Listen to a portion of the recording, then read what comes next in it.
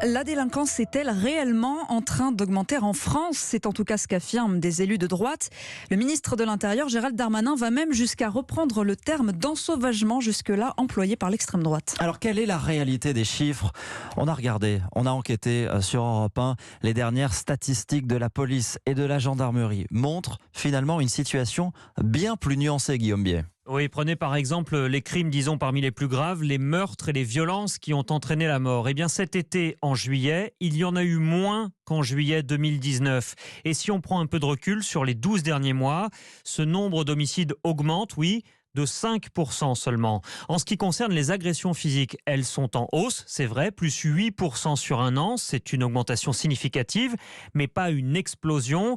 Et c'est une hausse qui n'est pas nouvelle. Ce type de violence augmente continuellement depuis 3 à 4 ans, avec une forte accélération en 2019.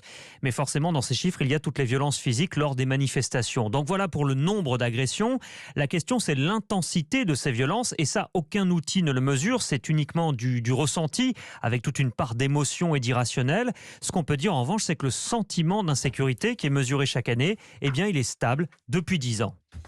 L'enquête signée Guillaume Biet du service police-justice d'Europe 1.